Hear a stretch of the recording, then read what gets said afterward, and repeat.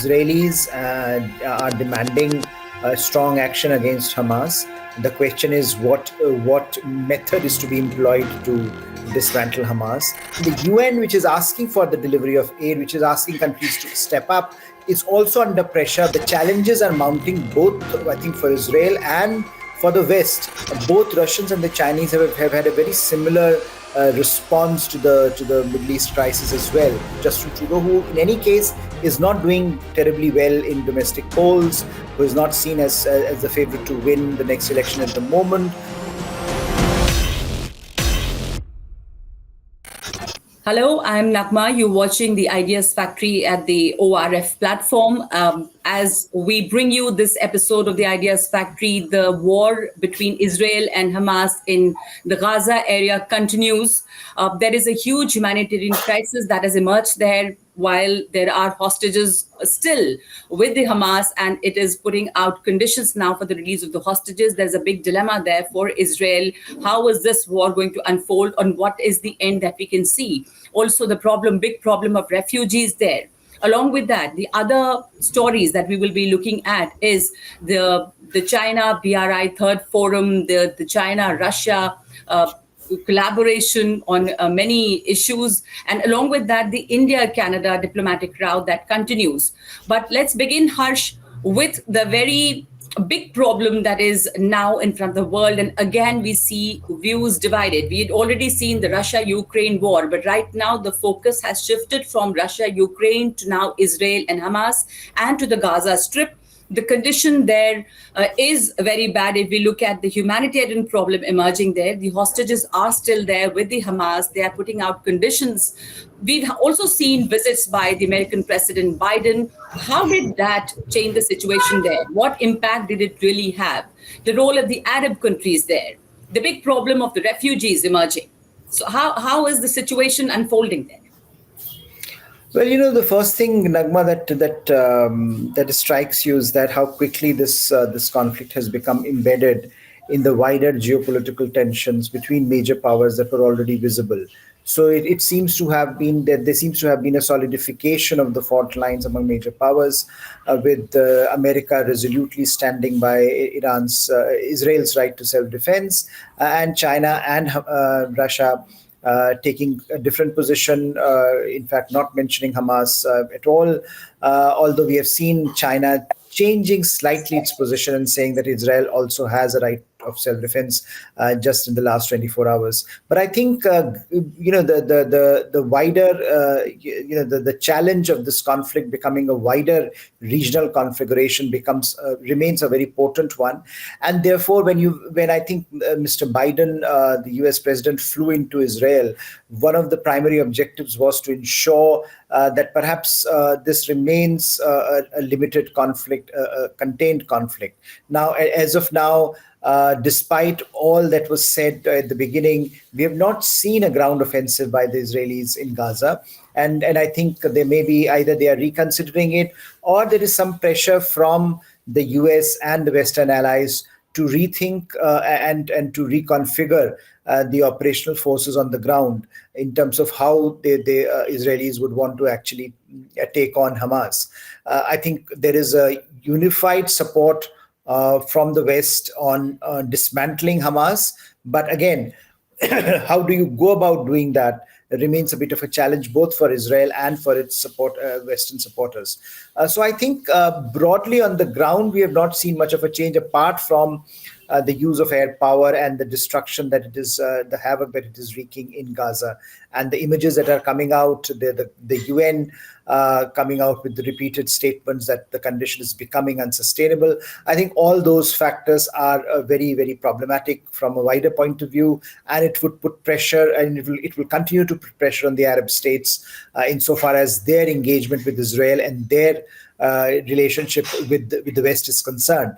But I think broadly, as you pointed out, at the moment, hostages seem to be the most important issue. We have seen a few hostages being released one by one, drip by drip, for various reasons. But clearly, there is no overarching approach on the hostage issue at the moment. And I would think that this problem will continue for a while. Well, how about the aid that's now finally reaching Palestine. India has sent the aid, and the aid is reaching there.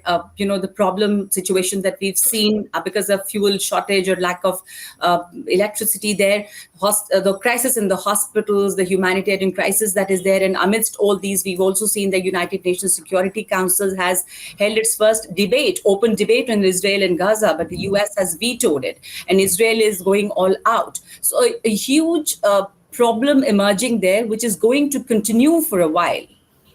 Yes, I don't think there is any resolution, because I think Israelis are demanding strong action against Hamas.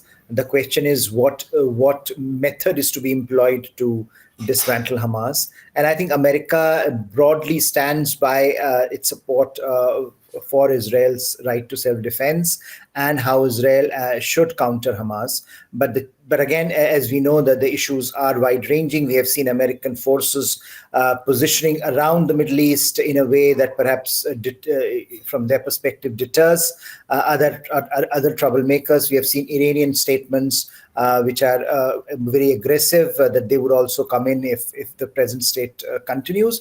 But by and large, I think what we have seen is that there is concern growing for what is happening in Gaza.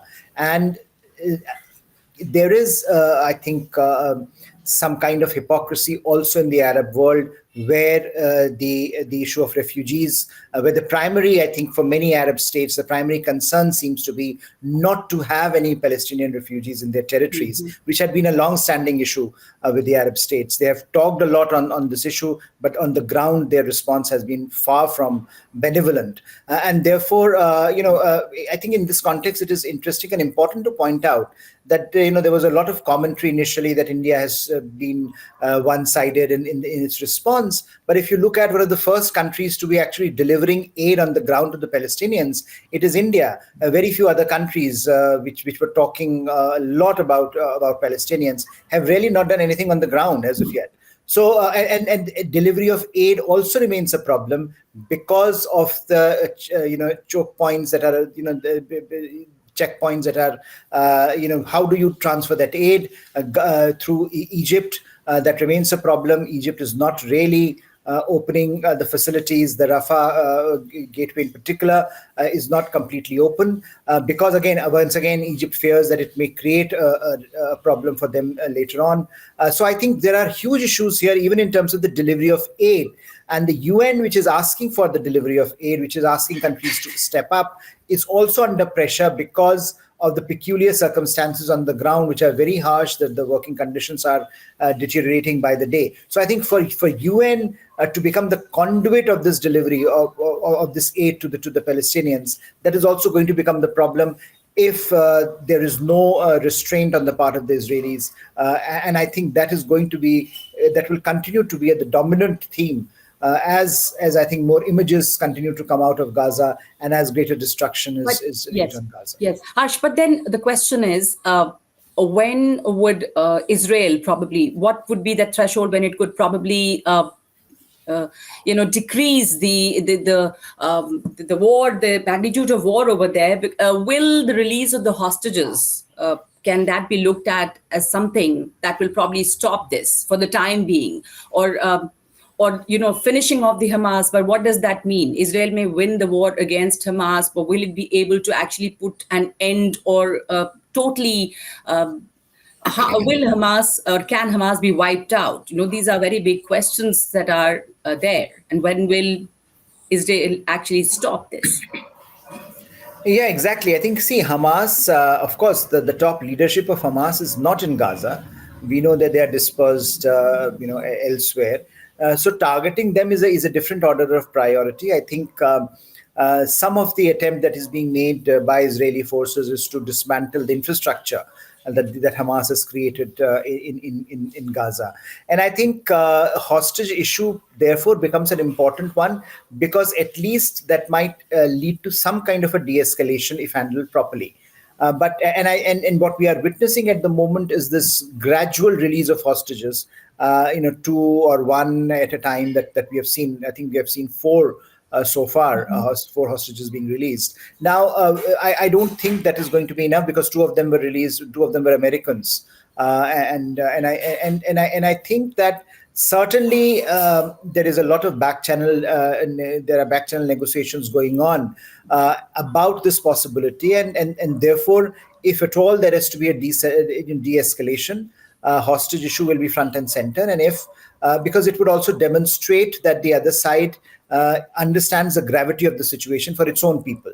So you have because it is also the contention of Israel that, look, Hamas is using human beings as shields, and therefore this challenge exists on both sides. And given that Israel has defined it as a right to self-defense, and that the fact that Western countries are standing by Israel's right to dismantle Hamas, in all its contradictions, I think this poses both a challenge in terms of how you define the end state of this operation, and also what it means for the citizens of Gaza, for the people of Gaza. How do they, how can they be protected? All the proposals that have been made for a humanitarian corridor, for a ceasefire, for giving some time, which I think Israelis did give, but they're not practical. They're not practical solutions in the kind of demography, in the kind of terrain that Gaza operates in. So I think the challenges are mounting both, I think, for Israel and for the West, because clearly, as we were mentioning earlier, a conflict, an expansion of this conflict would be terrible news, and it would certainly bring in various other actors, and which I think the intent is to prevent them from entering at the moment. So clearly, a lot is riding on what Israel does over the next few days. Absolutely. We've seen the European leaders also visiting the area, Rishi Sunak and Macron. And of course, we've seen in some European countries and in the US how public opinion now on the streets has issued a verdict, and especially across the Middle East countries too, when there was an attack on that hospital, which Israel, of course, said that it was not its doing. But anyways, so moving forward, when we look at the recently concluded China's Belt and Road Forum, the third one, we've also seen that here the number of world leaders who attended this forum has gone down from the last time. So it has gone down from 37 to 23. What does this show? Of course, Russia was there. That's also something really important to understand, but it does show the shifting geopolitical trends and the challenges that BRI faces. And in some way, did it also highlight Russia's role now, which is kind of solidifying as a junior partner in the context of the Russia-Ukraine war that we've seen, and the relationship has become very asymmetrical, China and Russia's relationship. Yes, I think it was, the Belt and Road Forum, the third one this time, was very interesting to observe because it was a bit, low-key compared to the previous ones. And two players stood out. One was the Russian president, and of course the Taliban. Taliban representatives were also there, and the Russian president were there. And both, especially the Russian president, was given a red carpet welcome. Although Russia has not officially signed on to BRI, which is very interesting. And that it seems that the Russian president's visit was more about underscoring the commitment of Russia to its partnership with China, then it was about any kind of a statement on BRI per se, because the bilateral relationship, bilateral engagement also led to a broader vision that was laid out, which was anti-West, which was challenging the aspects of the Western US-led global order. So certainly in more ways than one. This was about sending a message of this Russia-China Entente cordiale that is building up, and that will perhaps only solidify because of what is happening broadly in global geopolitics. And as we were mentioning earlier, both Russians and the Chinese have had a very similar response to the Middle East crisis as well. So increasingly, we are seeing greater coordination, greater collaboration, greater convergence between the two actors. Now, of course, we know that there are significant differences between the two, but I think given the circumstances that both find themselves in, Russia because of the Ukraine war, and China because of the West's pushback against China and economic deceleration that China is facing at the moment, perhaps makes this relationship more potent than it usually was in the past. And which also means that, as you were mentioning, that what is the role here for each of the two actors? It seems at the moment it's China that is in the driver's seat. China that is setting the terms of engagement for the relationship, with Russia merely following China's lead. Of course, one can argue that Russia has not very many options left at the moment. They will have to do whatever is available to them. And China is certainly a country that, as a global power, if they can hang their coattails to China, then there is greater validity to Russia's claims of being a global player. But I think this dynamic, this Russia-China dynamic is going to be very interesting to observe, as we have seen over the last few years. And particularly for India, this is also going to be fascinating because, of course, Russia is a long-standing partner. And given our adversarial ties with China, how Russia balances India and China in its foreign policy matrix will be an important question. But I think on BRI itself, we have seen China recognizing the challenges that it has faced on BRI. And I think, therefore, you see some move towards addressing some of those concerns into moving towards more digital infrastructure, moving towards more environmentally sustainable infrastructure, and also making it more demand-driven, making it more about what the other countries want rather than what China wants. And I think that message from Xi Jinping's speech came out very categorically. So if China learns these lessons, then I think BRI will still remain a very, very potent force, because other alternatives to BRI are actually, as of yet, are only available on paper. There is nothing much happening on the ground.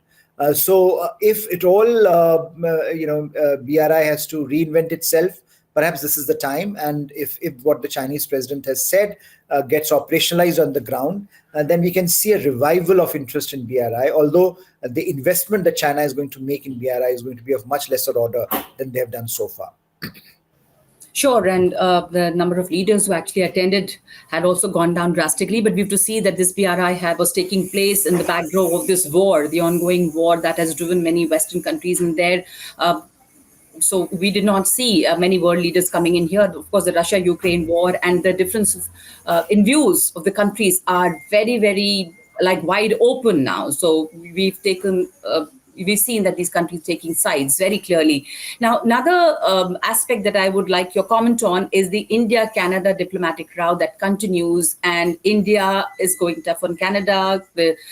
India has also sent back 41 diplomats. But very interestingly, amidst all this, the opposition in Canada is now saying that what Trudeau did was very incompetent and it was very unprofessional. And when the opposition leader has actually said that when he comes into power, then the relationship will be more normal. So we also see that the domestic politics of Canada, how is it looking at this problem?